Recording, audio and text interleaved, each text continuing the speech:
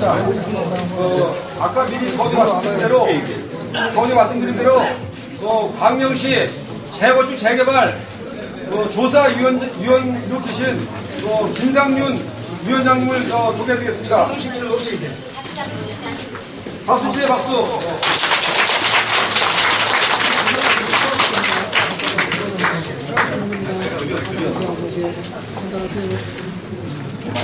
안녕하세요. 감사합니다.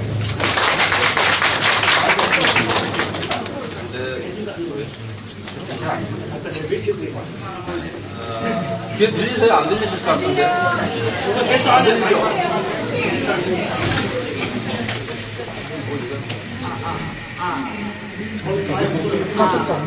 이거 전문가를 모시는데도 장난감 같은 거 갖고 와서 어떻게 해야 돼?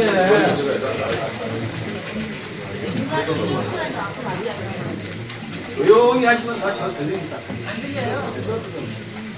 저를 미리 여러분 소개할 때 표현이 전체가 잘 안 맞습니다. 크게 말해주세요. 안 들려요. 그러니까 더 이상 잘 못하겠어요. 제가 어떻게 해야 될지 모르겠는데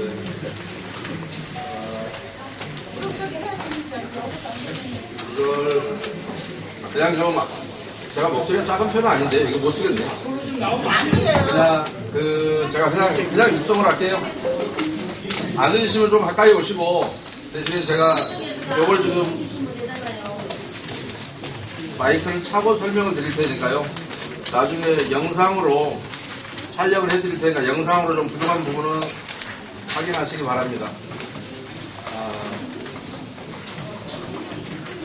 그런데 아까 저를 소개하실 때 무슨 광명시에 무슨 무슨 뭐라고 하셨는데 정확하게는 그건 아니고요. 제가 광명시가 여러분이 도시정비법이 2018년 2월 9일 날 개정이 되면서 그 전까지는 일선의 정비사업을 국토교통부 장관만 점검을 하도록 되어 있었습니다. 법률 규정이. 그런데 사실상 정비사업에 문제가 너무 많아서 2018년 2월 9일 날 법률을 개정해서 지금은 시장군수, 그러니까 여러분 같은 광명시장입니다. 외부 점검반을 편성해서 외부 전문가로 하여금 구성된 점검반을 편성해서 여러분의 정비사업을 점검하도록 그렇게 법률 규정이 개정된 거예요. 그런데 이제 그 첫 번째 일환으로 여러분 일부 저쪽에 뉴타운 지역에 있는 조합원들이 광명시에다 끈질기게 요구를 해서 그 전에 광명시 의회에서 뉴타운 쪽의 문제점들을 거기는 주로 재개발입니다. 여러분들은 재건축이고요. 그래서 그 문제점들에 대한 의회 특별조사위원회가 있었어요. 그런데 거기 가서 이제 제가 참고인으로 나가서 오랫동안 광명 전체 문제점에 대해서 좀 얘기를 했고 뉴타운 쪽에요. 그리고 그게 이제 2년이 돼서 당시 다수당이 민주당의 반대로 보고서가 채택은 되지 못했습니다만은 그 이후에 이제 또 다시 의회에서 그게 문제가 되고 그쪽의 조합원들이 제기를 해서 외부 전문가로 구성된 점검반을 편성해서 점검을 해달라고 그래서 처음에는 다들 저를 싫어합니다. 그래서 제가 빠지고 회계사, 변호사 몇 사람에서 점검을 했는데 점검 결과가 하나도 없답니다. 다 잘 돼 있대요. 뉴타운에 문제점이 하나도 없다라고 보고가 돼서 다시 이제 조합원들이 시장한테 항의하고 해서 제가 3월 20일부터 3월 31일까지 아마 11일인가 12일 동안 제가 11개 구역에 대한 점검을 했고 그거에 대한 지적사항을 100페이지가 좀 넘게 지적을 해서 시청에 넘겼는데 지금까지 그 부분에 대해서 결론을 못 내고 왈가왈부를 하고 있습니다. 그래서 그 활동을 했다는 말씀을 드리고요. 그래서 정확하게 제가 아까 저를 이상하게 소개를 하셔서 그냥 그렇게 소개를 드렸고요. 아마 누군가는 제가 여러분에게 설명하는 걸 대단히 싫어하겠지만 제가 지금 오늘 조금 이렇게 설명하는데 정말 이렇게 열악하게 설명해 본 게 처음인데 우선 제가 여러분 요거 제가 받은 자료 요거 딱 3개입니다. 요거 책자 3권이에요. 그런데 우리 문수철 이사님이 오셔서 임원을 해임하고 싶다고 그래서 제가 아이디를 물어봐서 몇 개 계약서를 보고 거기에 대한 문제점을 지적해서 제가 메모를 해드리는 그 자료를 안 갖고 오셨대요. 다시 그래서 원점으로 돌아가서 저는 이거밖에 지금 본 게 없어서 요 책자 하나에 나타난 문제점만 우선 설명을 드리고 그 다음에 여러분들이 똑같이 알고 있는 가장 문제가 뭐냐면 여러분 8구단지가 여러분도 다 아시는 거고 저도 아는 내용이고요. 저는 팔구단지 잘 모르지만 아는 내용이 뭐냐면 시공사 선정에서 문제가 대단히 많았죠. GS하고 포스코였나요? 그때 알려진 바로는 동의 약 100억씩 쓰되 누가 당첨이 되고 누가 떨어지든 서로는 하자를 잡지 말자 뭐 그런 소문이 있었죠. 여러분 다 아는 내용 아닙니까? 그래서 그때 무차별적으로 금전도 뿌려졌고 그런 걸로 인해서 뉴스 보도도 이루어졌고 실제로 현장에서 뭐 경찰이 출동한 사례도 있고 그랬었죠. 그게 팔구단지죠. 여러분이 저지른 일이에요. 그러니까 그 대가를 여러분이 받을 차례가 된 것 같은데 어찌됐든 이후에 어찌됐든 뭐 그때 계신 분도 있고 그 이후에 조합을 사 오신 분도 계실 텐데 조합을 자기 취직하신 분도 계실 텐데 좀 안타깝지만 제가 여러분 그러니까 자세한 자료가 지금 없어서 안 갖고 오셔서 제가 한번 보고 해드린 자료가 있는데 안 갖고 오셔서 제가 그때 그 당시에 받은 자료 딸랑 3번이 전부인데 그냥 여기에 있는 내용만 제가 간단히 설명을 드리고 여러분이 문제를 삼고 있는 지금 여러분들 사이에 문제가 되고 있다는 도급계약하고 지분제 계약이 어떻게 다른 것인지에 대해서만 설명을 여러분한테 좀 드리겠습니다. 그 부분이 아마 여러분이 제일 관심이 있을 것이고 그 부분이 어떻게 다른지에 대해서 좀 설명을 해드리도록 하겠습니다. 그건 제가 계약서가 없더라도 뻔히 아는 내용이라서 우선 도급제 계약은 제가 여러분이 지분제로 여러분들이 몇 % 준다고 해서 시공사를 선정했습니까? 선정할 당시에 무상 지분율을 몇 % 준다고 그랬어요? 134%. 134%였습니까? 그런데 우리 둔촌주공 같은 경우가 160 몇 프로 뭐 약속했을 것이고 애당초 출발을 우리 지금은 지옥이 됐다고 하고 불리우는 헬리오시티도 지분제로 출발을 했고요. 그런데 결국 도급제로 끝이 났습니다. 혹시 약대주공도 그랬고요. 부천 약대주공, 해운대 주공도 그랬고 지금까지 전국에서 혹시 지분제로 출발해서 끝까지 지분제로 간 조합을 그 사례를 알고 계신 데가 단 한 군데나 있으시나요? 왜 그랬을까요? 지분제가 여러분한테 유리합니까? 불리합니까? 우선 그것만 제가 한번 여쭤볼게요. 왜 유리합니까? 그러니까 여러분들이 지분제는 가격이 올라주면 시공사에 유리합니다. 가격이 내려갈 때만 여러분한테 유리합니다. 왜냐하면 동업 방식이라 그렇습니다. 그러니까 여러분에게 재건축에서만 가능합니다. 재건축은 집합 건물이기 때문에 여러분 아시는 것처럼 땅 10평에 건물이 100평이다 그러면 땅 한 평당 건물이 10평 따라가는 겁니다. 그렇죠? 그러니까 건물 평수 관계없이 내가 아파트를 17평형이다 뭐 20평형이다 이러면 땅 지분이 똑같은 비율로 갖고 있기 때문에 땅 지분을 기준으로 해서 내가 몇 평을 무상으로 받고 신축할 아파트를 나머지는 시공사가 알아서 처분하는 방식입니다. 그런데 여러분이 잘 보십시오. 여러분이 시공사를 선정할 당시하고 여러분의 상식선에서 같이 한번 판단해 볼게요. 시공사를 선정할 때하고 지금하고 주택 가격이 더 올랐나요? 내려갔나요? 올랐죠. 그러면 지분제 방식을 그대로 유지하고 있었더라면 누구한테 유리하다고요? 시공사한테 유리합니다. 왜냐하면 여러분은 이미 그때 정해버렸기 때문에 내 몫을 정했기 때문에 시공사는 주택 가격이 오르면 여러분에게는 예를 들어서 10만 평을 짓는데 여러분에게 무상으로 뭐 5만 평을 주기로 하고 예를 들면 그들이 5만 평을 가지고 판 돈으로 공사비하고 모든 걸 비용을 충당하기로 했다 한다면 지금 이 가격이 그 당시에는 예를 들어 평당 100만 원인데 지금은 200만 원이다 이러면 더블로 돈을 벌 수 있는 찬스인 겁니다. 그런데 내려가 버리면 주택가격이 내려가면 여러분한테 가는 게 너무 많이 가고 시공사는 너무 많은 출혈을 일으켜야 되기 때문에 손해인 겁니다. 왜? 약정 당시에 이미 무상 지분을 몇 대 매수로 하기로 해버렸기 때문에 극히 상식적인 것이죠. 그러다 보니까 지분제 계약에 있어서는 물론 지분제도 우리가 금리도 확정금리가 있고 변동금리가 있습니다. 지분제라고 해서 다 같은 게 아니라 확정지분제라는 말을 쓰기도 하고요. 변동지분제라는 말을 쓰기도 합니다. 어떤 사정에 따라서는 몇 퍼센트 내에서 오르락 내리락 하게 만든 거는 변동지분제라고 하고요.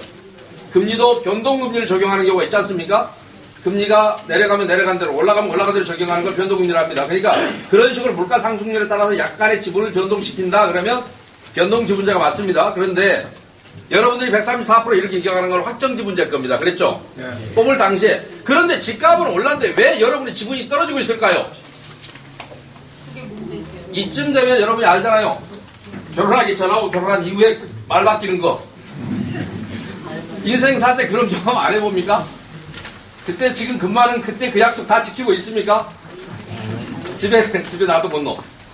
안 지키죠?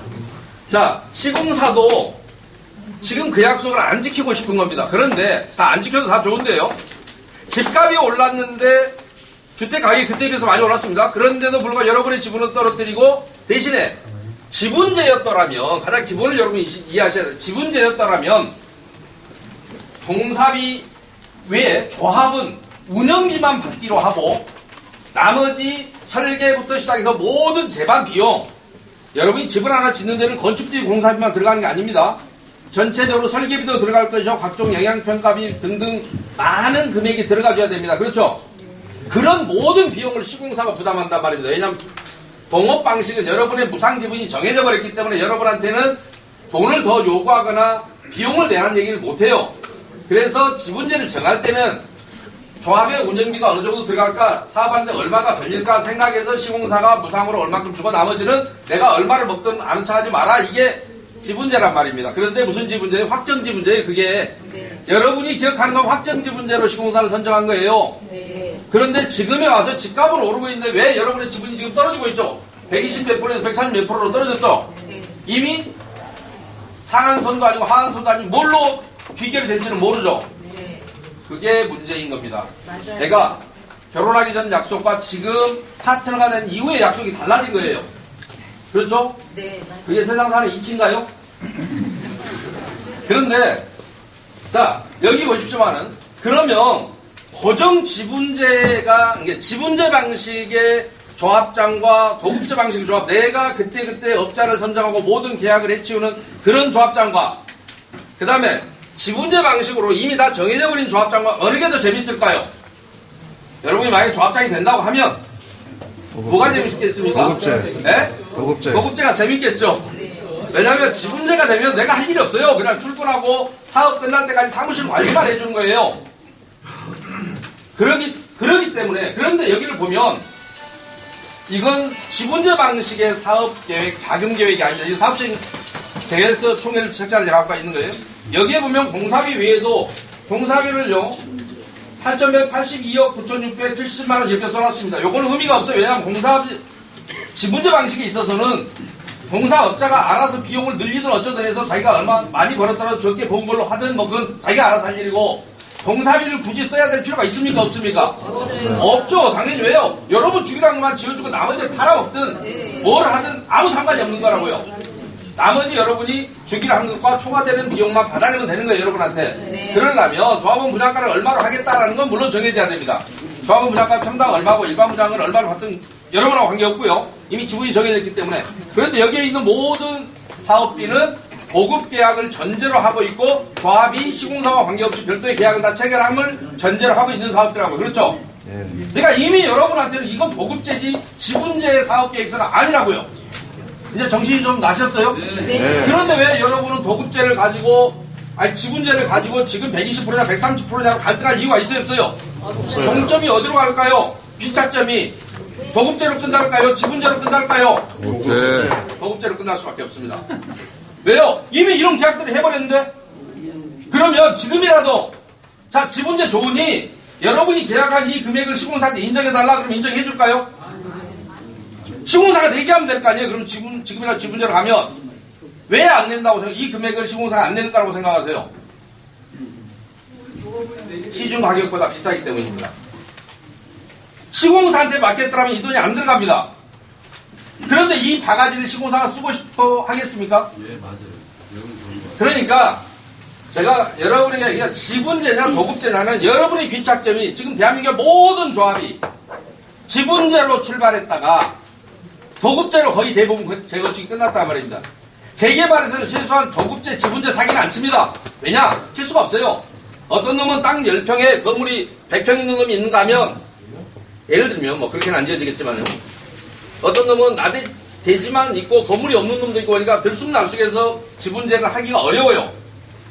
그런데 재건축에서는 건물 평수와 땅 평수가 일정 비율 같다는 것 때문에 그런 약속들을 하고 언제부턴가 여러분에게는 그 사탕 발림으로 시공사 선정을 하는데 종착점은 항상 도급제로 돌아갔다는 얘기입니다. 왜냐하면 지분제를 누가 싫어하는지 잘 모르겠어요. 분명히 그대로만 갔다라면 시공사에게 유리한 겁니다. 왜냐하면 주택가격은 지속적으로 올라왔기 때문입니다. 상승을 했기 때문에. 그러니까 자, 과거에 속은 거 다 치고 앞으로 여러분이 이미 이것들 중에는 그러니까 지금은 믿을 수 있는 게 아무것도 없습니다. 시공사는 이미 끝난 거예요. 지분제 방식을 하고 있지 않다고요. 계약서가 어떻게 돼 있든지 간에 떠나서. 왜요? 이미 여러분이 돈을 쓰고 있는데요. 이 계약들을 하지 않았습니까?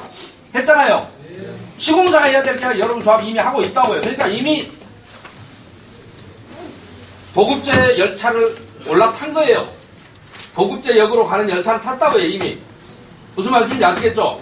그러니까 지분제 계약서 그거 지금 아무 의미 없어요. 여러분이 GS하고 무슨 얘기를 해도 이미 빗나간 거예요. 선로가 달라요. 지금 이미 가고 있는 선로가.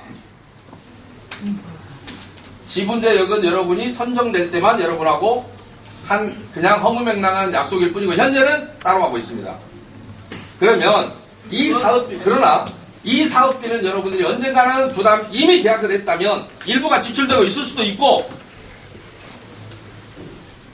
여러분이 앞으로 지출해야 될 필요도 있기 때문에 아직은 구체적인 사업비가 관리처분 계획서 안 나와서 모르겠어요. 제가 받은 자료 이거밖에 없어서 이거에 대해서 몇 마디만 좀 말씀을 드리랍니다.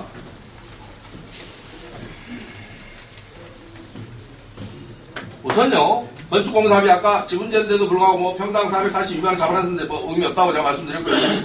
뭐 앞으로 여러분이 어떻게 할지 모르니까 이미 그러면서 무슨 지분제 얘기를 하고 있습니까? 뭐 세무신고상 이렇다, 그렇더라도 그럼 다 알아야죠, 이거를. 왜 여기다 따로 계약하기 위해서는 안 되는 거니까요. 그 다음에 정비기반시설공사비 39억 908만원 이렇게 되어 있습니다. 그런데요, 정비면적 곱하기 14만원 되어 있어요. 정비기반시설이 뭡니까?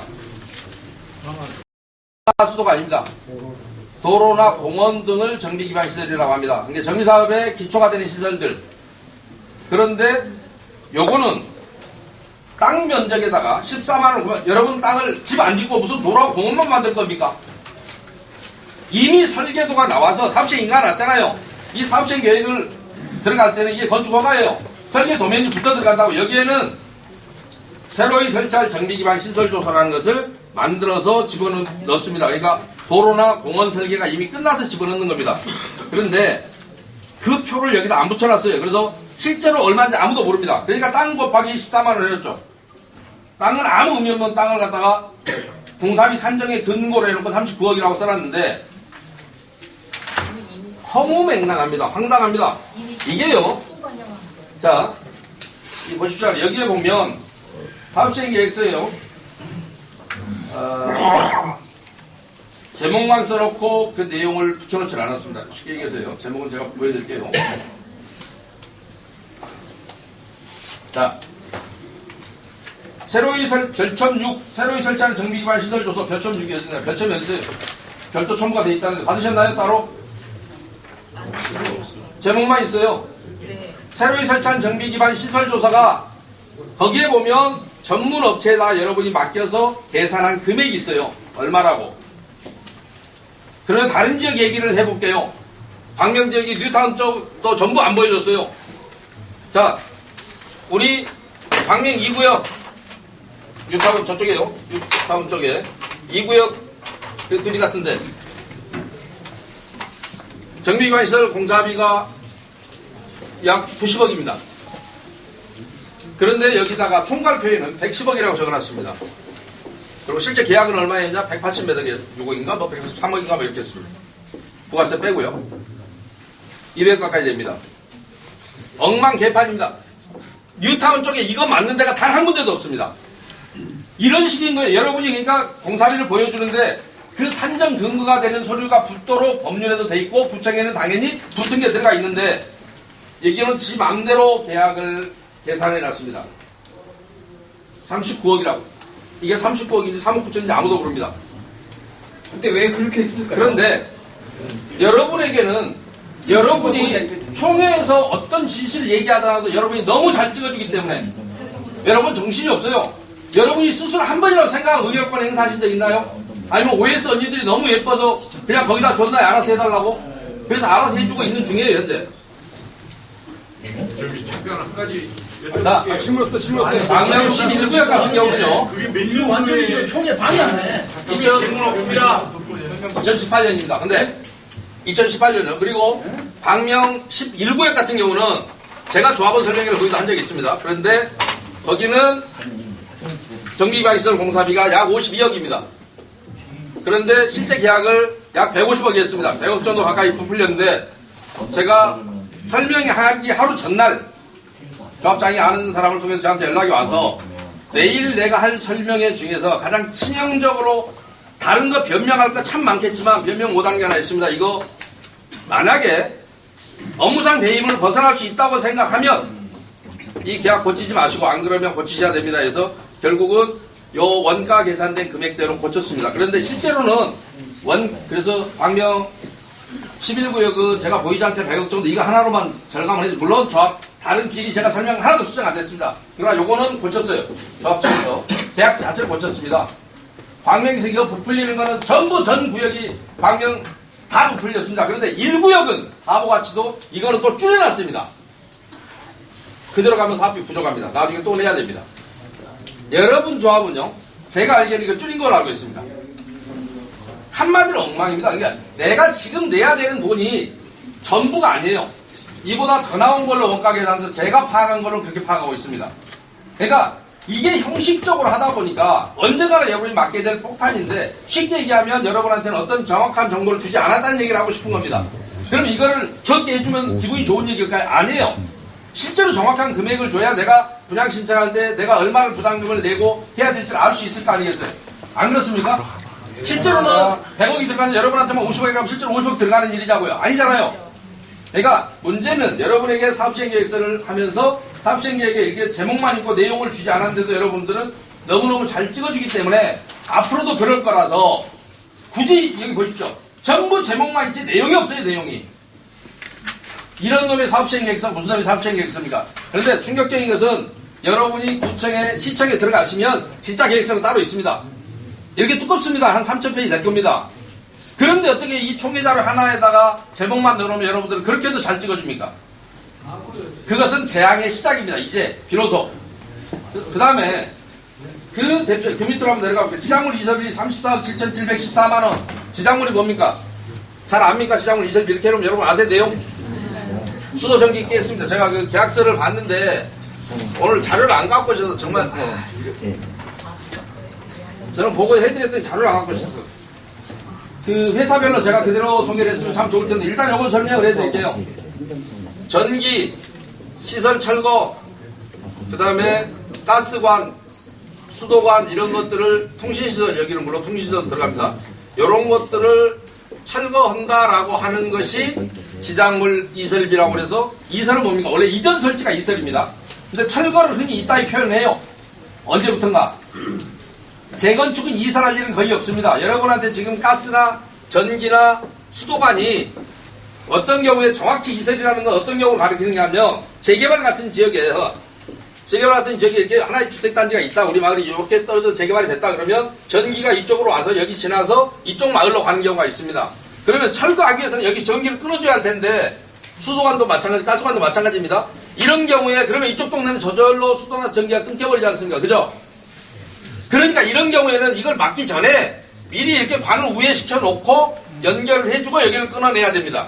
요게 이설공사, 이전 설치한단 말입니다. 정확한 의미는. 그러니까 이전 설치는 철거를 전제로 하고 있고 철거에 따르는 공급을 새로운 공급관을 공급한다.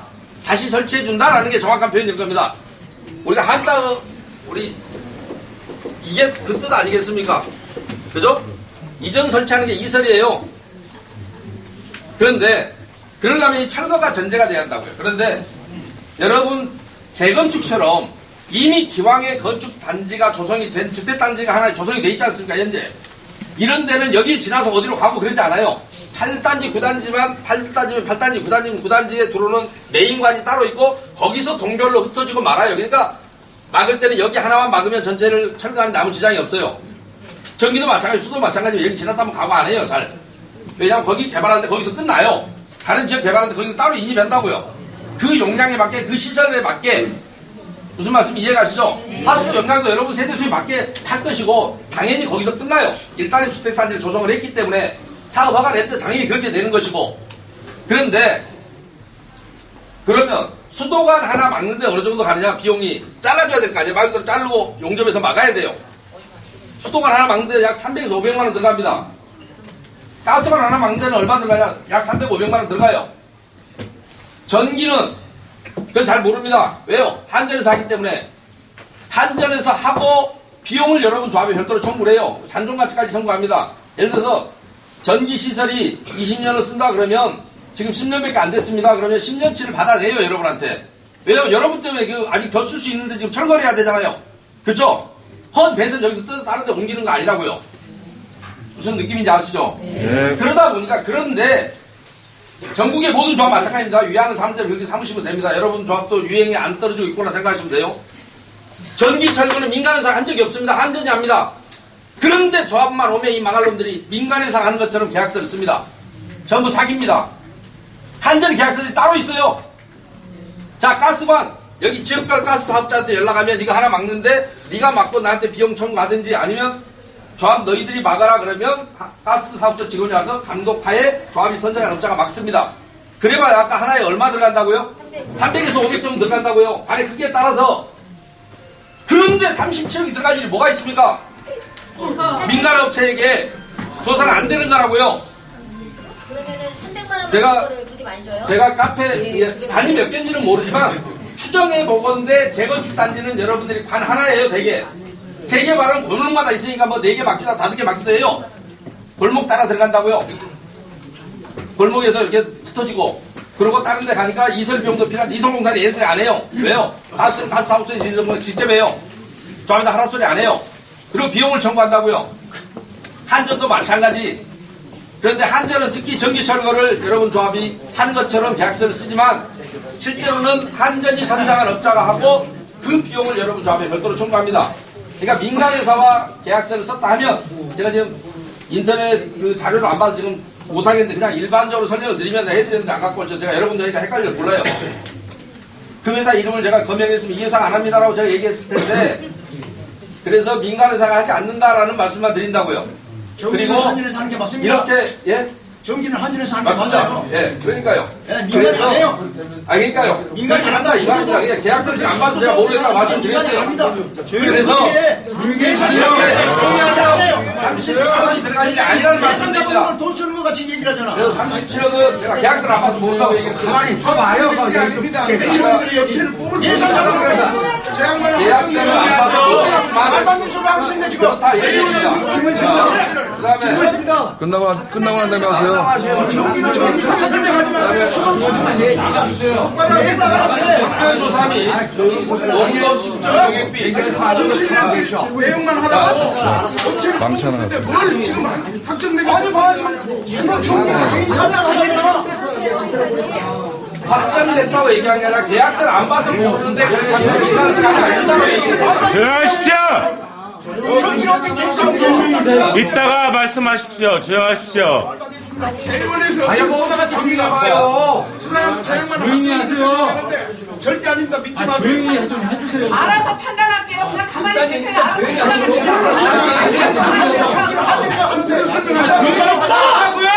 아니면 듣기만 해요. 조용히 좀 해주세요. 자, 그 다음에 자 진행하세요. 범죄예방대책 수립 영역비 2094세대 뭐 세대당 40만 원 해놨네요. 자, 범죄예방대책이라 하면 이게 왜 생겨나기 시작했느냐? 원래 표면적으로는 2010년도에요. 여러분이 기억하시는 부산의 덕포동의 김길태 사건 여중생 살해 사건이 있을 겁니다. 그 사건을 계기로 그때 그 지역이 재개발 지역에서 그 학생이 쉽게 김길태에게 희생될 수 있었다 그래서 그 사건이 발생한 뒤에 앞으로 이런 사건의 재발을 방지하기 위해서 법을 개정할 필요가 있다. 그래서 재개발이나 재건축 지역 내에 범죄 예방을 좀 강화하자라고 해서 2012년 2월 1일 날 법이 개정됩니다. 어떻게 개정됐느냐? 자, 조합은 CCTV나 사업시행 계획서를 만들 때 CCTV나 가로등을 설치하고 사각지대가 있으면 기존에도 있지만 혹시 사각지대가 있으면 추가로 설치하고 그런 계획을 사업시행계획서에 넣어서 제출해라 라고 돼 있는 겁니다. 그래서 여러분 여기 보시면 무슨 뭐 CCTV 설치 계획 뭐 이런 게 있을 겁니다. 가로등이나 여기 있네요. 보시면 가로등 설치, CCTV 설치, 기타 장비, 설치 장비 아주 간단하게 되어 있습니다. 이런 게 보안 뭐 시스템 운영 뭐 말 몇 마디만 써놨죠. 말장난입니다. 몇 개 해놓은 거 몇 개가 필요하고 어디에 설치하는지도 안 돼 있어요. 근데 대부분 조합들은 어디에 설치한다고 개수가 몇 개 들어간다라고 돼 있습니다. 그런데 요게 조합에서 할 일이고요. 자, CCTV 화질 제일 좋은 거 하나에 20만원 정도면 충분히 삽니다. 일반 화질 같은 경우는 뭐 한 5, 6만원이면 살 겁니다. 그런데 돈이 아까 얼마였죠? 9억 2,100만 원이요. 그런데 범죄 예방 대책을 어떻게 되게 왜 이런 많은 돈을 쓰느냐면 여러분 아시다시피 경호나 경비회사라고 불리는 경호는 아닙니다. 경비회사라고 불리는 여러분들이 잘 알고 있는 깍두기 회사, 용역회사요. 총회 때 항상 등장하던 회사, 까만 양복 입는 어줍지 않은 애들 부르는 회사, 그런 회사와 계약을 해서 각 조합이 범죄 예방 대책 수립 용역이라는 계약서를 쓰는데 이 계약서 내용에 보면 범죄 순찰을 하라고 되어 있습니다. 순찰 업무. 그런데 요 부분이 왜 이런 재변이 생겼느냐 하면 이런 재앙이 왜 생겼느냐, 이놈들이 항상 하는 얘기가 법에 있으니까 해야 됩니다. 법에는 없습니다. 법에는 법이 있습니다. 98조 가만히 있어요. 옛날에 있어요. 구도시정부 28조 가만히 2가 계셔보세요. 뭐라고 되냐면 아니, 거짓말은 그렇지. 사업자 이따 2가 끝나고 내줬을 말씀하세요. 때는 도정법 28조 2항하고 30조 있어요. 28조에 2에 얘기하도록 냅둬. 저기를 하면 저, 보시면 사업시행 계획 이강을 내줬을 때는 시장 군수가 지방경찰청장 또는 관할경찰서장에게 범죄 예방 활동을 해달라고 요구를 하게 되어 있습니다. 첫째, 순찰을 강화해주고 법에 나온 그대로 얘기하면요. 두 번째, 범죄 예방 초소의 설치 및 관리. 세 번째, 기타 범죄 예방을 위하여 필요한 사항. 이 세 가지를 누구한테 요청한다고요? 순사한테 요청하게 되어 있습니다. 왜요? 범죄 예방은 경찰관 직무집행법 2조에 의해서 경찰관은 다음 각 호의 직무를 담당한다. 거기에 범죄 예방이 들어가 있는 겁니다. 그런데 여러분들이 깍두기 회사를 뭐라고 부릅니까? 경호회사라고 부르죠. 경호회사라는 게 우리나라에 있습니까? 없어요. 경호회사라는 게 맞다고 생각하세요? 경호라는 용어는 대통령 경호법에서만 쓰는 법률 용어입니다. 주요 인사의 신변을 보호하고 주변을 순찰하는 일, 이거를 대통령 경호법 2조에서 경호의 정의를 내리고 있는 겁니다. 그러니까 경호는 대통령 경호법에서만 경호라는 말을 쓰고, 그러면 여러분이 경호회사라고 경호경비계약서 이따위로 쓰는데요. 그러면 그 회사는 무슨 근거로 설치된 회사들이냐 하면 경비업법이라는 게 따로 있습니다. 경호가 아니고 경비입니다. 경비업법에 의해서 각 지방경찰청장에게 등록을 하고 허가를 받도록 되어 있습니다. 경비업을 하기 위해서는 법인이 자본금은 1억 이상 있어야 되고요. 그런데 거기에 보면 경비업법상의 회사는 그럼 무슨 일을 할 수 있게 되어 있느냐. 자, 거기에 보면 경비업의 종류가 나옵니다. 여러분이 알고 있는 연예인들이 왜 그 불러갖고 어디 이동하거나 할 때 갖고 있는 그걸 신변보호라고 합니다. 신변보호 업무를 할 수 있고, 그 다음에 여러분들이 총회장에서 간혹 그 깍두기들을 부르는데, 저는 절대 제가 아는 총회는 부르지 않습니다. 부르는데 그게 뭐냐면 시설경호입니다. 그 건물에 혹시 소란에서 집기가 깨지거나 뭐 하면 안 되니까 시설경호, 시설경비. 경호가 아닙니다. 저도 경비라고 그래요. 경호라고 그래요. 그 다음에 세 번째, 호송. 우리 현금을 호송한다든지 하는 호송 업무가 있고요. 그 다음에 특수경비. 뭐 원자력 발전이나 이런 특수한 시설들을 경비하는 특수경비가 있고, 그 다음에 뭔가 시설, 이런 것들 한 5가지 종류가 있고 여기에 따르는 허가를 받는 겁니다. 그런데 대한민국 이런 경비업상 회사가 약 1,500개가 있는데 그 중에 대부분은 시설 경비만 대부분 허가를 받아 있고요. 이 중에 이런 데는 불과 아주 적습니다. 개수가 불과 안 되고 전국에서. 그리고 신변보호 업무에 허가를 받은 데는 그 중에 약 10%, 약 150개 정도의 업체가 전국에서 활동을 하고 있습니다. 그러면 여러분들이 이 회사가 근데 만약에 여러분이 여러분의 범죄 예방을 언제부터 여러분이 그렇게 살았는지 모르겠는데 범죄 예방을 민간회사가 한다고요? 혹시 나라도 민간회사가 지키나요? 국방과 치안은 국가의 고유 사무입니다. 이게 가능하다면 여러분들도 자식들 군대 보낼 때 총 사서 보내야죠. 어떻게 국가를 믿고, 어떻게 대한민국 경찰이 세계에서 가장 강력한 공무원이 뛰어난 CCTV가 가장 잘 되어 있는, 지문이 등록되어 있는, 그 다음에 주민도 대인 식별 고유 코드인 주민등록번호를 갖고 있는 나라이기 때문에 전 세계에서 치안이 가장 완벽한 나라입니다.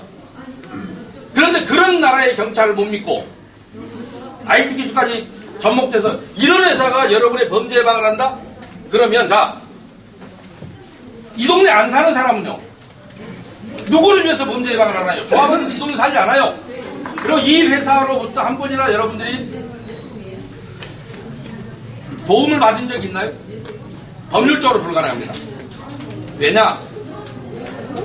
신병 여러분이 갑자기 예를 들어 어디 밤길에 오려고 하면 도움을 요청을 할 수 있으려면, 이런 회사에 도움을 받으려면 신변보호를 만약 할 수 있어요. 받으려면 이 회사에 연락해서 이 회사는 최소한 48시간 전에 관할 경찰서에 배치 허가를 받아야 됩니다. 보안과에. 근데 뭐 할 줄 알고 배치 허가를 어떻게 받습니까? 그러니까 신변보호를 하려면 누구누구의 신변보호 대상자를 찍어서 경찰서에 배치 신고를 해야 되고, 만약에 시설 경비를 들어가려면 어느 건물에 들어간다라는 걸 48시간 이전에 배치 허가를 받아야 됩니다.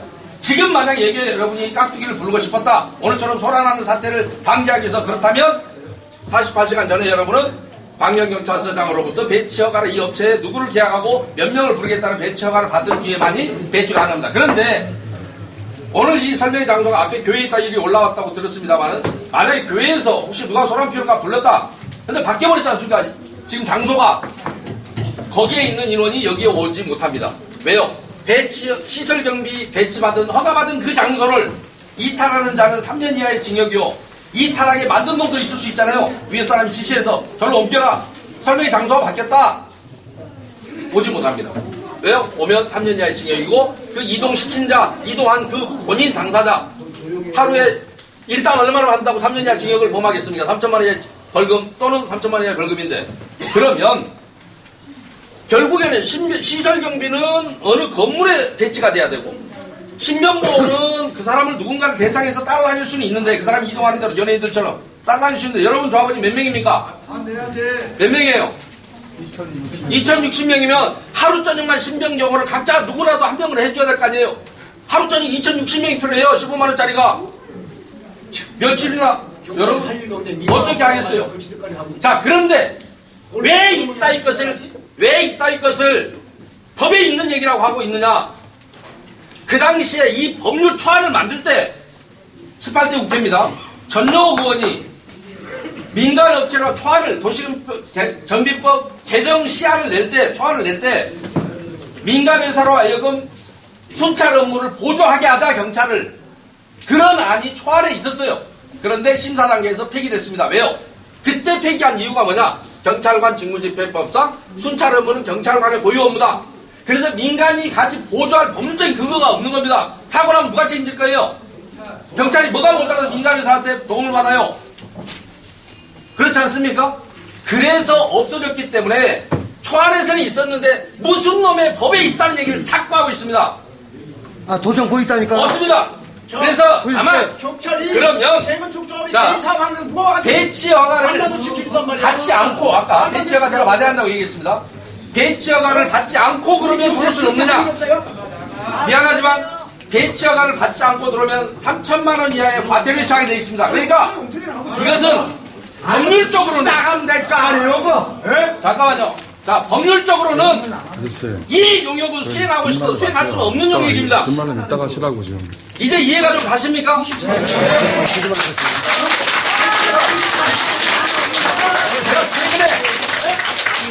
최근에 모 수사기관 검사한테 정확하게 설명해서 최소한 대한민국 수사기관 중에 그분은 이 문제를 정확히 파악하고 있습니다.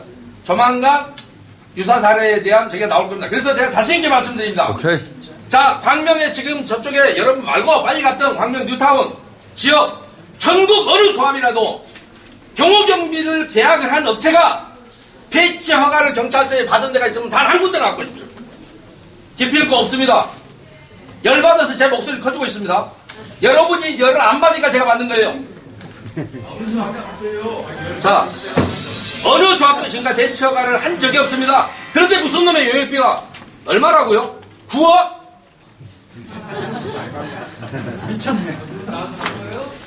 아이, 딴 데 더 많은 데 있어. 내가 얘기를 했다. 가짜일 뿐이다. 자, 그러지 말고. 적으면 괜찮습니까? 금액이 싸면 괜찮나요? 가짜가? 비싼 것만 속상하고? 쪽팔리잖아요. 쪽팔리잖아요. 제일 좋아요. 그다음에 24시간 해준다고? 2주 관리비 촉진 용역비. 야, 2주 관리가 뭡니까? 경찰이 어디 자, 24시간. 사람이 근데 2주 관리 업무를 하면 여러분들이 관리처분 인가가 나와서 2주 하는데 필요한 안내사항이 몇 가지 있습니다. 여러분들에게 자, 정화조도 비워야 되고 전기는 환전에 연락해서 마지막 검침하고 비용 내야 되고 수도도 마지막 검침하고 계량기 띠내야 되고 가스도 마찬가지입니다. 아직 여러분 2주 안 하셨죠?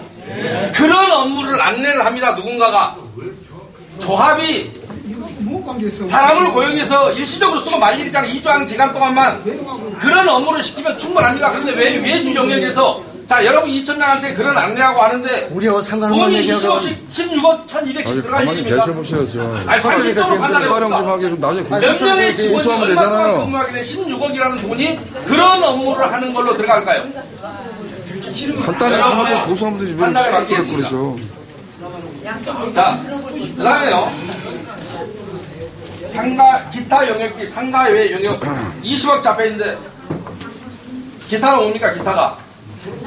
거시기. 저 몰라요. 거시기. 저는 잘 나온 사람이라 합니다. 거시기라고 합니다. 거시기. 거시기가 20억입니다. 거시기. 그건 알아서 여러분이 보시고. 그 다음에요. 기타가 총회, 설명회 등 37억 5천. 이런 총회, 여러분이 지금 이런 사업비를 여러분에게 부담시키기 위해서 하는 총회가 있었고 설명회, 다운 설명회 한 번이나 들어봤습니까? 어느 게 올바르고 어느 게 어떻게 여러분이 나아갈 길에 대한 설명을 하는 거 들어보셨나요? 그러면 이제 비로소 처음 듣는 겁니까? 그럼 이 돈 속에 혹시 내 이권도 있을까요? 처음 하는 겁니다. 자, 등기비 21억, 210억. 뭐 엄청나게 많은데 잘 모르겠습니다. 21억. 그건 뭐 어차피 그건 뭐 띵가 먹을 돈은 아닐 거라서 많이 잡혀있네요. 이건 뭐 계산하면 되는 일이고요.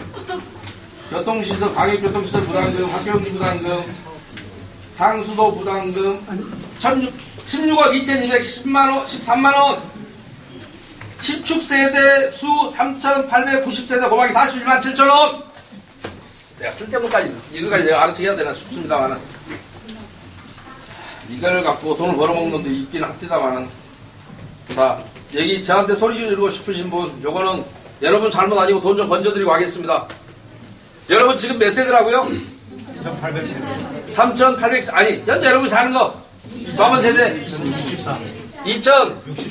2,064세대. 근데 종우세대 몇 세대? 3,800. 801. 3,801. 좀 해먹으려면 속지는 말아야죠. 자, 몰라서 속을 수는 있습니다. 그런데 구청, 시청 이런 것들한테는 속지 마십시오. 쪽팔리니까요. 자, 여러분이 지금 현재 2,064세대가 삽니다. 그럼 3,800세대면 몇 세대 늘었어요? 1,750세대 늘었나요? 40만원, 약 40만원입니다. 여기 42만 7천원 해놨는데 약 40만원 정도 할 겁니다. 그러면 전체 여기가 반 이상이 어차피 16억 2,213만원이라면서요. 이렇게 계산하면 3,800 전체가. 그런데 원래도 여러분들이 2,064세대는 살고 있었다고요. 그렇죠? 그럼 늘어난 세대가 얼마예요? 1,750세대밖에 안 되잖아요. 요거 곱하기 41만 7천원 해야 맞습니다. 그렇지. 그렇지, 뭔 지랄났다고. 원래 살던 것은 여러분이 하고 있었어요. 이렇게 계산은 아니라고요. 누가 계산했어요, 이거? 이것도 또 우길라. 예산. 이것도 우길라. 기초하겠습니다. 아무리 예산이라도 예산을 잘못한 거예요. 예산이 예산을 가짜로 잡는 게 아니잖아요. 누가 이거 잡은 사람이? 돈을 벌려주겠다는 데도 소리를 질러. 돈을 갖다 줄 거예요? 구청에다? 광명시에다 부당하게 주면 여러분들 실제로 광명시가 이런 돈을 받아가기 때문에 제가 말씀드리는 거예요. 여러분을 위해서 건져드린다고요. 고치시라고. 뭘 말이 많아. 하수도 시설 원인자 부담금 똑같아요. 원래 살던 세대는 빼야 돼. 그때도 하수도 용량이 있었다고요. 늘어난 세대만 부과하는 거예요. 뭘 3,860세는 다 부과해요. 모르니까 그렇게. 구청이 여러분 속인다고 시청이 속일 수 있다고요. 자, 시청을 상대로 고소를 하세요. 이거 돈 받고 해야 되는데. 시청 상대로 고소를 하세요. 저 아저씨는 뭐 임원이. 왜 여러분들이 아무리 제가 마음에 안 들어도 시청에다가 부당하게 돈 갖다 주지 말라는 거에는 동의했어야 될 거 아니에요? 안 그렇습니까?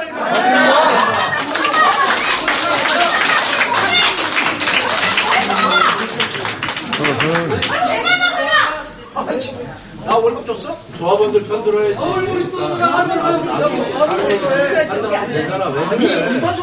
안 돼, 할 사람 아니야. 하시면 되지. 여기 안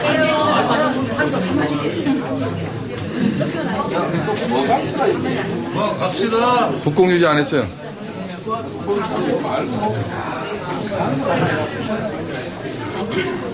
질문 받으시죠. 잠깐만요. 그 다음에, 요거, 기가 막힌 거. 전국의 1등. 뭘까? 맞춰봐라. 자, 여러분 재건축이에요. 제가 말이에요. 영업손실보상 15억. 전국의 어떤 재건축조합이 영업손실보상 해준답니까? 없습니다, 원래. 재개발에가 있는 거예요. 장난을 치려도 어느 정도 쳐야지. 이거 없다고요. 아예 없어요, 아예. 또 이것도 누군가 한마디 하세요. 왜 있어야 되는지. 상가에다 뭐라고요? 상가 30세대에다 5천만 원씩 준대요. 이거를 유일하게 주고 싶어 하는 사람이 있어요. 서울에 가면 박원순이라고 있어요. 근데 아직 법이 마련 안 됐어요. 아직 안 준다고 재개발. 아니 재건축은 법이 없어요. 재개발에서만 주는 거예요. 이게 뭐예요 이게? 이걸 왜 이렇게 정신이 좀 드셔? 네.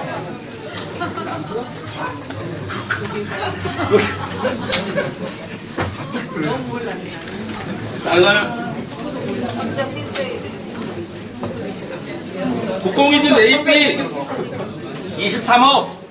이것도 아까 용도 폐지된 정비기반 시설 조서를 보면 나오는데 제목만 있고 양식을 안 보여서 23억 얼마라는데 이거 도대체가 잘 모르겠어요. 재건축에서는 거의 발생하지 않기 때문에 그 표를 안 봐서 모르겠다고요. 국공유지가 왜 여기 들어와 있는지 잘 모르겠어요. 여러분 아시니까 찍었죠? 아니까 찍었을 거 아닙니까? 뭐로 찍었어요? 아무런 몰랐으려고.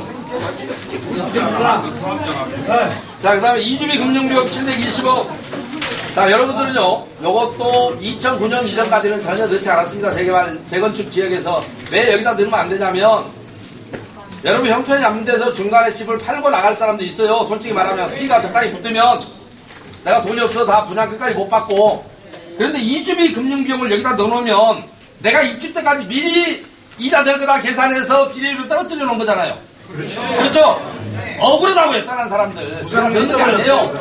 그 대신에 또 하나, 원래 나는 대출이 싸고 이주비 못 받은 사람도 있어요. 이쪽에도 있을 수 있어요. 절반. 그 사람들이 왜 여기다가 비례율을 옆에가지고 돈 빌릴 때 왜 내가 돈을 내야 돼요? 여기다 넣는 거 아니에요. 각자 내가 받을 만큼만 따로 하는 거예요.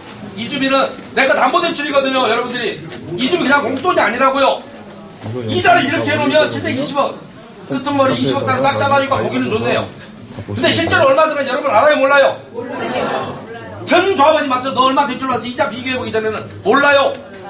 이런 불투명한 사업비를 어떻게 여러분이 믿고 여기다 넣고 찍을 수 있냐고요. 이 다음에 관리처분대 또 오실 거예요. 아마 여러분들. 절반은 이 집이 못 저기 봤습니다. 이 가구나. 카페 아, 그렇습니까? 적어갖고 드려. 그래서 여기다 공동사업장비에 넣어버리면 안 돼요. 거의 똑같이 기료율이 떨어져 버린다고요. 여러분 재산이 얼마예요? 종전재산 평가액이 여기 아직 안 나왔네. 관리처분 단계에 나오니까. 그 다음에 아직도 배가 고파요. 조합이 예비비가 200억이에요. 세네. 촉촉하게 많이 더 나가라. 많이 세네. 300억으로 더 늘렸어요. 어우.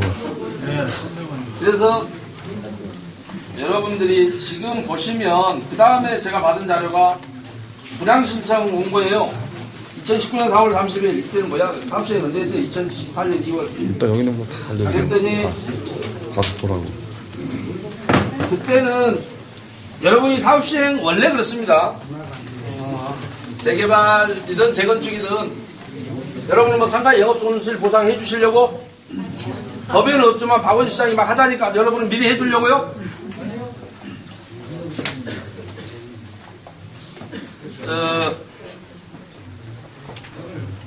1조 560억이었죠. 이때 총 사업비가.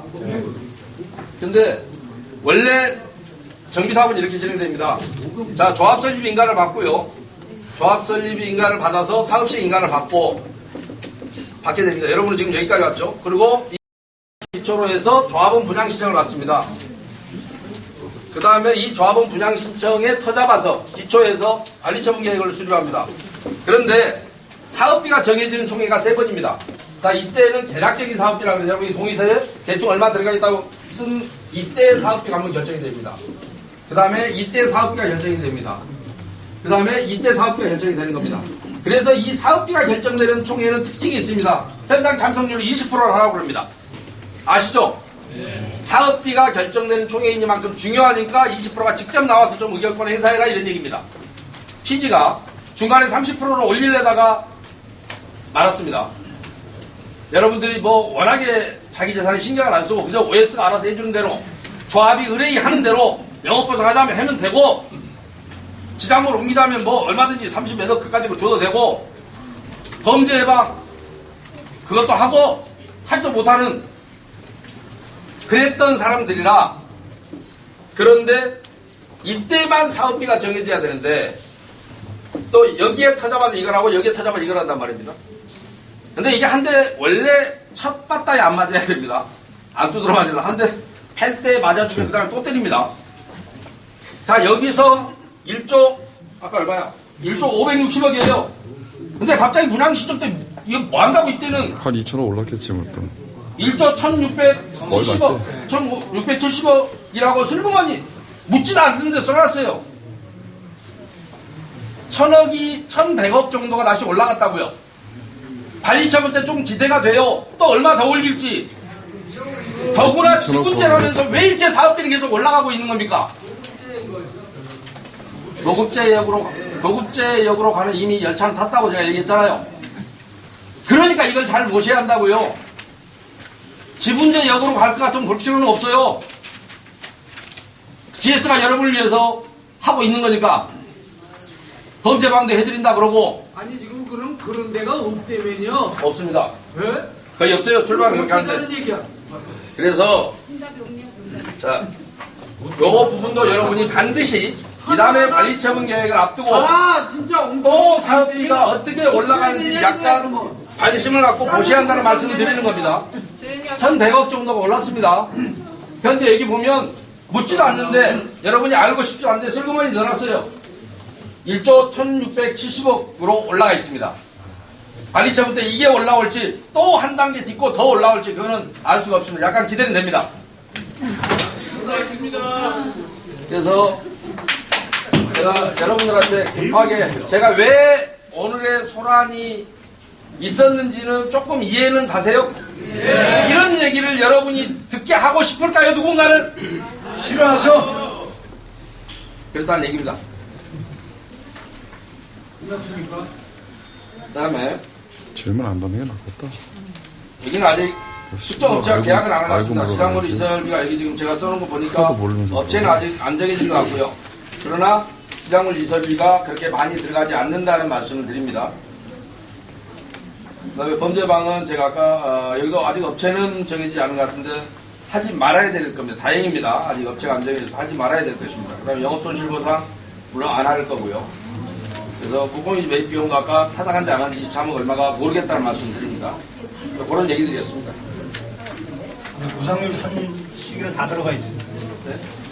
부상률 계산에는 비용으로 다 들어가 있습니다. 어쨌든 여러분이 앞으로 지금 아직은 그래도 여러분에게 희망이 약간 있다면 아직 그런 영역이 사업비를 잡아놓기만 했지 아직 구체적인 지금 여러분 인터넷상으로 보면 인터넷 홈페이지상으로 보면 아직 구체적인 계약이 이루어지지 않았다는 점은 그리고 그 전에 여러분들이 이런 설명회를 마련해서 그나마라도 일부 조합원 극히 일부 조합원입니다만은 여러분이 알게 됐고 그렇다면 이 다음에 관리처분 때는 관리처분에서 이제 비로소 여러분의 분담금이 정해지고 하니까 어떻게 왔는지는 모르지만 여기는 출발할 때부터 저는 그 시공사 선정할 때부터 워낙에 엉망이고 시끄럽던 동네인데도 불구하고 지금까지 시정이 안 되고 있고 11단지도 마찬가지입니다. 방명 전체가 재건축 쪽이나 재개발 쪽이나 다른 지역에 비해서 많이 어두운 것도 사실입니다. 그래서 좀 안타깝긴 합니다.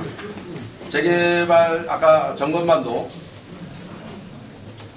3월 31일 날 끝낸 그 지적사항을 지금까지 해결 못해서 왈가왈부 변호사한테 들고 쫓아다니질 않나 국토부에 질의하질 않나 아무튼 한마디로 웃기는 짓을 하고 있습니다. 뉴타운 쪽도. 그런데 이쪽은 뉴타운 쪽이나 비슷하게 이쪽도 이 주공, 이 철산 주공 쪽도 한결같이 각 단지마다 문제가 너무 많아서 그런데 결국은 여러분이 저는 매번 그 얘기합니다.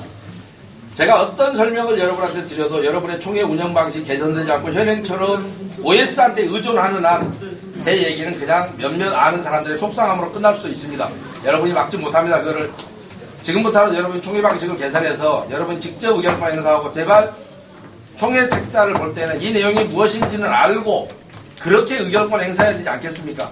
여러분의 재산이 뭐 돈을 얼마만큼 많이 쓸 준비가 돼 있는지는 모르겠습니다만은 대부분의 분들은 어쨌든 원가를 낮출 수 있어야 되고 앞으로 뭐 주택 경기도 그렇게 안 좋다는 뉴스들이 더 많이 들리는 것 같습니다. 그러니까 여러분들이 좀 건전하게 정비 사업을 추진하셔서 여러분 모두에게 이익이 돌아갔으면 하는 바람이 있습니다.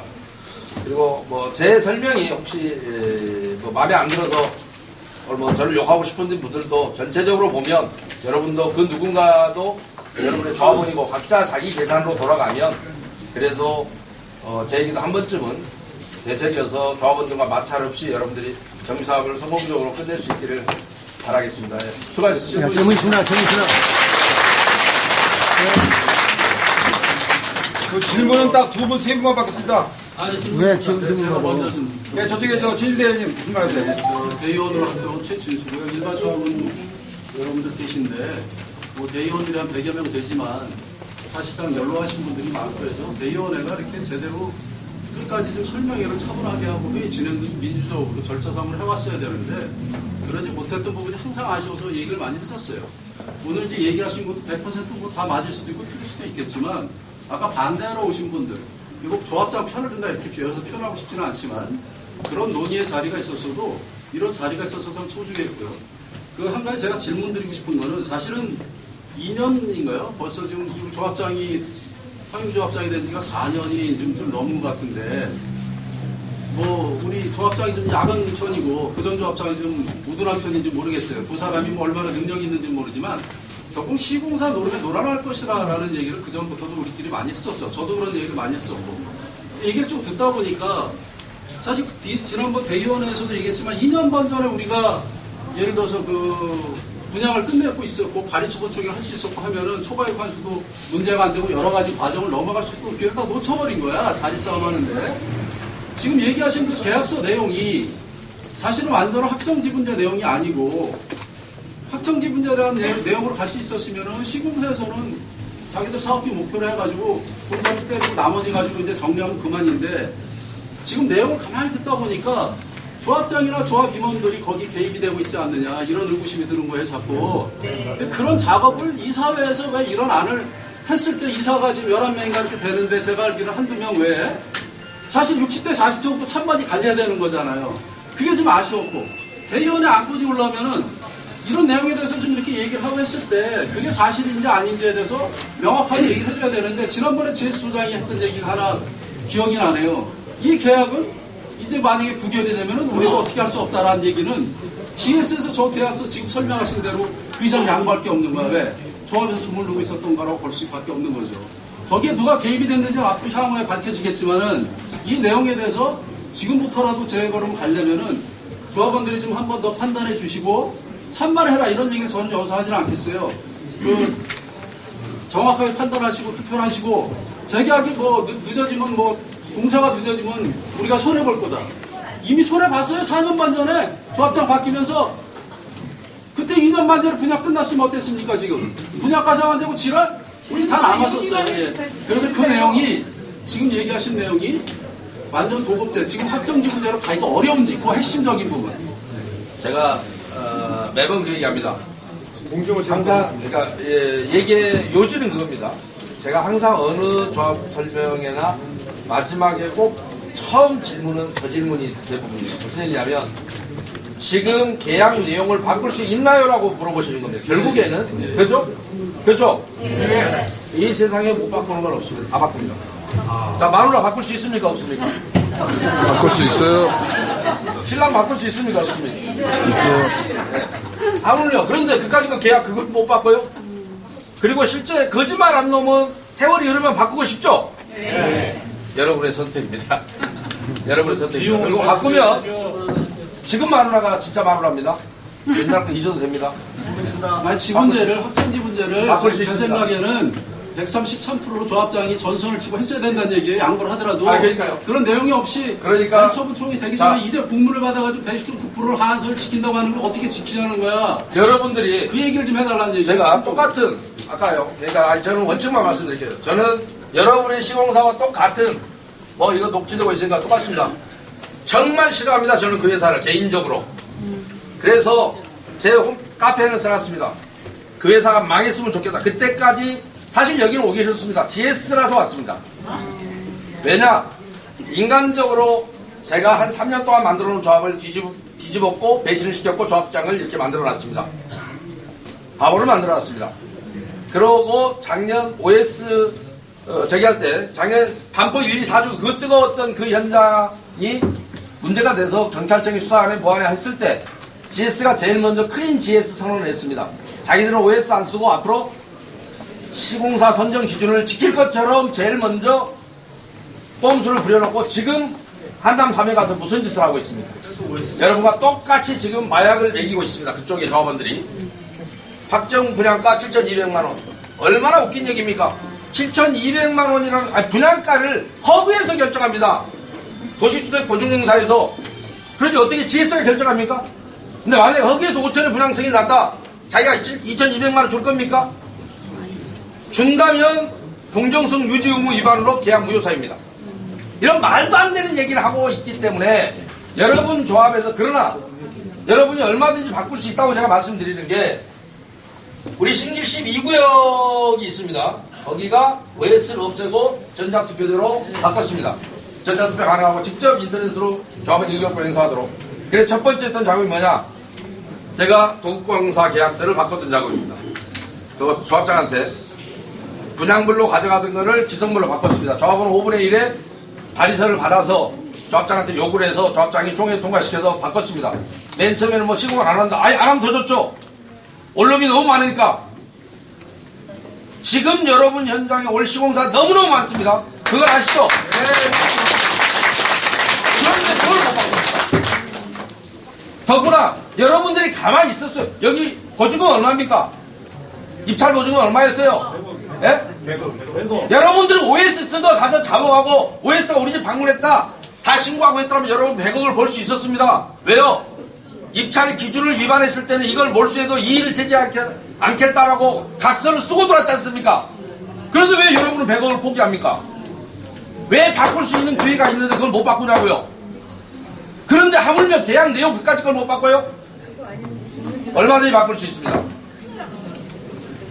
아니, 계약 내역이, 저는 한 2년 전에 3년도에요. 서울 사람입니다. 근데 제가 좀 기초적인 질문 몇 가지 드리겠습니다. 전 처음부터 거주한 게 아니라서 이 조합에 확정지분제예요? 아니면 도급제예요? 제가 아까 아니, 그러니까 확정지분제인지 알고 했는데 지금은 잠깐만. 계약서만 보면 변동지분제로 돼 있어요. 확정지분제라고 한다면 그 추가 부담이나 리스크를 주민들이 안을 필요가 없는 것 같은데 지금 다시 또 상승한다고 하면 이건 불법 아닌가요? 그러면 그걸 근거로 가처분을 하든 뭘 해가지고 총회를 못 하도록 하는 게 맞는데 확정지분제 계약서를 안 봐서 모르겠어요. 계약서의 내용이 정확히 문구가 어떻게 되어 있는 건지 그걸 좀 아시는 분은 좀 알려주시고 만약에 확정지분제라고 한다면 이거는 사실은 계약 위반이고 불법 아닙니까? 원천적으로. 그 다음에 상승 요인이 확정지분제를 한다고 아니라 원래 확정지분은 출발했고 지금 현재 모든 사업 패턴은 도급제를 가고 있다고. 아니 그거는 안 되죠. 계약을 어떻게 했느냐? 계약 계약서 위반이죠. 있어요? 계약 위반입니다, 지금. 가계약이 돼 있어. 계약서 있으면 계약서를 좀 오픈해 주세요. 그냥 알겠게. 저는 계약서를 알지를 잘 못해요. 그래서 그런가 여러분 보다. 홈페이지에 인터넷 홈페이지에 다 있으니까요. 보시면 될 것 같습니다. 아니 그러면 그 상승 요인이 뭐예요? 지금 저 부담을 더 상승 요인이 뭐예요? 제가 알기로는 제가 짐작하기로는 자 엘리베이터 그게 뭐 건축 면적이 포함이 됐다 안 됐다. 그다음 물가 상승이 있었다 인건비 등. 그다음에 뭐 여러 가지 뭐 이런 걸 뭐 조합이 떠나서 이런 걸 끝내고 있는데 그런 것들은 확정 지분제이면은 해당이 안 되는 걸로 제가 알고 있어요. 그런데요. 그럼 그건 불법이 아니냐 이 말입니다. 제 말은. 여러분들 지금 아무 의미가 없는 것이 현재는 여러분이 가계약 단계입니다. 공계약을 하지 않았습니다. 관리처분도 안 하죠. 계약도 계약이죠. 이게 어차피 본계약으로 갈 때인데 본계약으로 가계약도 계약은 계약인데 네. 임시계약입니다. 그런데 지금 이미 확정지분제보라는 게 제가 서두에 설명드릴 때 의미가 없다고 말씀드린 게 뭐냐면 확정지분제면 이 지금 사업비가 제가 이게 잘못된 사업이다 만다 하는 걸 전부 GS가 떠넘기면 됩니다. 의미가 없어요. 설명할 필요가 없어요. 그렇죠. 그런데 이렇게 해놨다는 얘기는 도급제로 가고 있다는 얘기입니다. 그러면 계약서도 아예 지금도 도급제로 맞추든가 아니면 요 사업비를 전부 하지 말고 사업 시행 다시 해서 이거는 우리 잘못 의결한 거니까 괜히 GS가 내고 우리가 의결했는데라고 GS한테 미루든가 해놓고 계약서를 협상하든 그렇죠. 아니면 이쪽으로 왔으면 계약서를 아예 뜯어 고치든 네. 그렇게 돼야 한단 말입니다. 그러니까 어느 하나로 뭐 지금 이 가계약을 존중하자 이런 아니고요. 그런 단순한 의미가 아니고 그런 쪽으로 그러니까 이 계약대로라면 도급제 계약 형태로 사업시행 인가를 받는 게 맞고 그런데 가계약은 지분제 그것도 변동지분제 형태로 존재하고 있고 이게 문제라는 말씀을 앞에 드린 겁니다. 그러니까 여러분들이 앞으로 보십시오. 다음 질문자 한 번 더 하겠습니다. 유병만 대리님. 예, 저는 중간에 서서 그 앞에 보면 잘 보겠습니다. 그런데 범죄 예방 대책에서 왜냐하면 우리 군 아니라 딴 데도 다 그거니까 도정법 제 52조 제가 이미 다 설명했습니다. 너무 자세히 배경 설명하셨어요. 28조 2항에 보면은 보면 법이 있는지 없다고 말씀하셨고 법에 있는데 법에는 경찰이 하게 돼 있다고 경찰이 요청하게 돼 그리고 또 있다고. 이제 왜냐면 광명 5구역의 조합원 설명하셨죠? 예. 거기서 보면 범죄 예방이 뭐냐면 광명 1구역의 11억 그 미친놈들이가 다. 제가 거기서 다 잘못한 설명했어요. 그건 9억이에요. 그거. 천몇 표 말로 많이 있다고 다 설명했다고요. 자,